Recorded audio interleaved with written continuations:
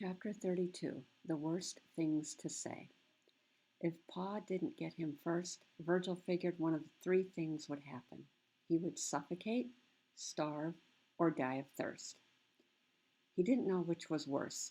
Maybe all of them would happen. Maybe he wouldn't be able to breathe and his tummy would rumble until it made his heart stop, and his throat would close up, dry as a bone, and it would all happen at the same time. How much air was in an abandoned well anyway? Was there a limited supply? Would it eventually run out? Would Pa come back? An army of tears surged up from his gut. He squeezed his eyes shut to stop them from gushing out, then looked up, up, up, trying to see if there were ways for air to get inside, but it was completely dark.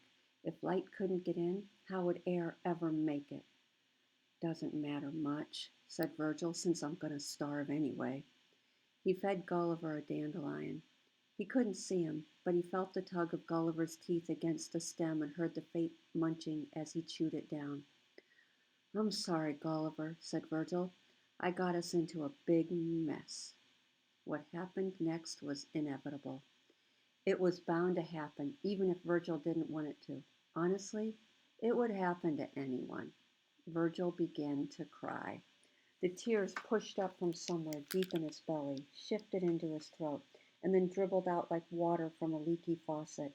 He tried desperately to stop them. He hated crying. He hated how it made his face wet and his eyes puffy and his throat hurt, but there was no stopping it. The tears came harder and with ferocity until the faucet wasn't just leaking, it was pouring, and Virgil had to catch his breath between sobs. Maybe he was being weak, or a baby, or a frightened turtle. So what, though? He was afraid. He was trapped in a pit without a friend in the world, and he was afraid. He'd heard once that before you die, you see your life flash before your eyes. He wasn't exactly dying just yet, but a few flashes came anyway. He thought of Lola. He thought of her hands and how they felt like paper. He thought of all her stories, how she'd complimented his fingers and said he should be a pianist, and how she taught him about Pa and the Stone Boy and the Sun Queen. Too bad she'd never told him a story about how to escape a well, and now she never would. He thought of his parents and brothers, the way they spoke in exclamation points and always teased him for being too shy, too quiet, and how they thought it was silly that he was afraid of the dark. He thought of how he used to imagine that he'd been floating in a river like Moses, and his mother just happened to find him. Maybe she picked him up and said, "What's this? A baby with no parents. I'll take him home straight away," speaking in exclamation points, as usual. And then he went home with her, and everyone realized quickly that he didn't exactly fit in. But that was okay because they loved him anyway, and he loved them too, of course, even if he didn't understand them, and now he never would. And he thought of Valencia. He wiped his snotty nose with the back of his hands and then wiped them on his pants. Usually he wouldn't do such a thing, but the rules didn't matter now. He was suffocating in a land of lost opportunities, where he should have talked to Valencia, told Lola that he loved her, tried to understand his parents and brothers, thanked Kaori for being such a good friend to him. And now it was too late for any of that.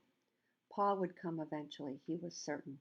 And even if Pa didn't come, snatching Gulliver as an appetizer before going after the main course, there was still no hope. Virgil took big, heaving breaths. He cried until the faucet ran dry. How would anyone find him? The bull was his only hope for rescue, and there was a fat chance of that happening. The bull had probably forgotten all about him already. Or maybe he was back in his devil's den, making a note in his log of evil deeds. First day of summer. Trapped Virgil Salinas in a well. Virgil's cheeks ached. His eyes burned. His nose throbbed. Crying hurt. That's why he hated it so much. "Crying is good for the soul," said Ruby softly. "It means something needs to be released. And if you don't release the something, it just weighs you down until you can hardly move." "There's nothing else for me to do," Virgil said. His voice was hoarse from the weeping. "You should try yelling again." Virgil pressed the heels of his hands against his eyes. "What's the point? No one can hear me." Of all the questions you ever ask yourself in life, never ask, "What's the point?" It's the worst question in the world, Ruby said. You sound like Lola. Good. I miss her. He said it quietly, embarrassed even in front of himself. But it needed to be said. When you say things aloud, you let them go. Lola had told him that once, but it didn't feel like it worked because he still missed her. It's not like you're never going to see her again, Ruby said. How do you know? No one will ever find me. No one will ever save me. There's no chance. Bayani. Of all the things you ever tell yourself in life, never say, there's no chance. Okay, it's too late then. Ruby sighed. The sound traveled like a curl of invisible smoke. That's even worse, she said. Virgil slumped against the wall.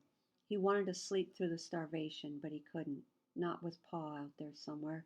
Maybe Pa was just above his head now, watching, waiting to swoop down, circling like a vulture. Virgil didn't dare look up to see. It was too dark anyway, just as Pa liked it. Virgil held his breath. Was that a feather against his cheek? Was that a rustling? He put his hands over his ears. Try yelling for help again, said Ruby. I don't want to. It might. It might what? Startle Pa from his invisible perch and send him down for us. I told you. He only grows if you're afraid of him, said Ruby. Ignore Pa. Just yell. Do it for me. Virgil dropped his hands slowly. All was quiet. You can't just give up, Ruby said. There's a time when a person has to give up. That's just the truth. Give me an example, said Ruby. I'm too tired to give examples. Don't avoid the question just because you don't want to think of an answer. Virgil sighed. He thought for a moment. Okay, let's say you're running a race. It's a really, really long race, too, and you sign up because you think you can do it. You practice running for months, maybe even years, and then the big race comes and you're running, and suddenly your legs are tired, and you're dehydrating, and you can hardly breathe, and the finish line is still way down the road and stuff, but you just can't make it. You start throwing up or something. If you keep going, you know you'll drop dead, so you stop, and you sit on the side of the road so you don't die. You have to give up or else. That's a terrible example, said Ruby immediately. Virgil's eyebrows bunched together. He glared into the darkness. No, it's not. Yes, it is. What makes it a terrible example? Because the person in your story didn't give up.